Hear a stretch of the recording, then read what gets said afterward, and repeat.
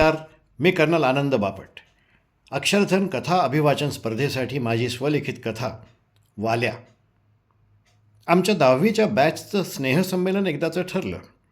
पंचतारांकित हॉटेलमधल्या त्या खर्चिक संमेलनासाठी मी खरं तर फारसा उत्सुक नव्हतो, पण गेलो. हॉटेलच्या लॉबीत वर्गमित्र घोळके करून उभे होते आणि एका बाजूला विनायक वायचळ एकटाच उभा होता. थोडे विरळ झालेले केस आणि जरासा रुंदावलेला चेहरा, इतकाच काय तो बदल त्याच्यात झाला होता. माझं मात्र पोट सुटलेलं, आर्थिक ओढगस्तीमुळे चेहरा सुरकुतलेला आणि पंचतारांकित हॉटेलला न शोभणारी बावळट वेशभूषा. विनयाला आपलीच ओळख सांगावी म्हणून पुढे झालो तर काय आश्चर्य. "अरे मोर्या, किती वेळ वाट पाहतोय तुझी," असं म्हणत विनयानं मला मिठीच मारली. विनया मुळातच हुशार आणि कष्टाळू होता. मी मात्र जेमतेम पास व्हायचो.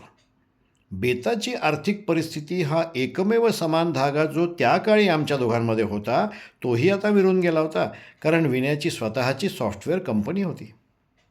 स्नेहसंमेलन आटपलं, पांगापांग झाली. मी आणि विनया दोघंच उरलो. मला म्हणाला विनया, "मोर्या, वर्गमित्रांपैकी एक तूच माझ्या मनात राहिलास. 12वीचे पेढे द्यायला आलो होतो तेव्हा तुझ्या वडिलांनी मला आशीर्वाद दिला होता आणि म्हटलं होतं, जे करशील ते जीव ओतून कर.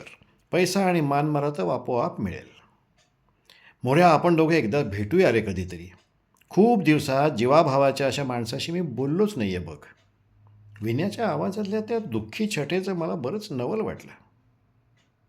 या प्रसंगानंतर एखादा महिना झाला असेल.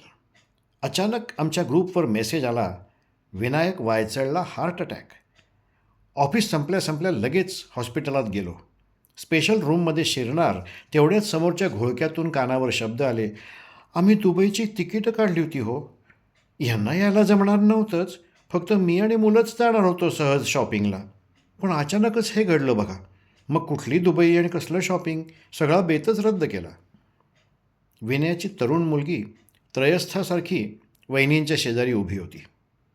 कुठे आणि का येऊन अडकलोय आपण, असा काहीसा भाव तिच्या चेहऱ्यावर मला जाणवला. विनयाचा मुलगा मख्खपणे मोबाईलवरती गेम खेळत बसला होता. मला पाहून विनयाचा चेहरा खुलला. "बरं झालं आलास. मी म्हटलं होतं ना, आपण भेटूया, बोलूया म्हणून." मी म्हटलं, "अरे विनया, आधी तू इथून बाहेर पड, मग आपण खूप गप्पा मारूया." अचानक विनयानं माझा हात घट्ट पकडला आणि तो बोलतच सुटला, "मोर्या, मी हरवलोय रे. कुठेतरी जायला निघालो होतो आणि कुठेतरीच येऊन पोचलोय. स्वतःचा व्यवसाय सुरू केला तेव्हा भरपूर पैसा करणं हा माझा हेतूच नव्हता. दर्जेदार काम करावं, मान मिळवावा, स्वतःचं घर असावं, बायको मुलांसोबत ट्रिप्स आखाव्यात, एकत्र मजा करावी. अरे अगदी साधी स्वप्न होती माझी. पण बायको मुलांच्या अपेक्षा आणि माझी स्वप्न यातली तफावत हळूहळू कळायला लागली. त्यांच्या अपेक्षा पुऱ्या करायला मला धावत राहणंच भाग होतं.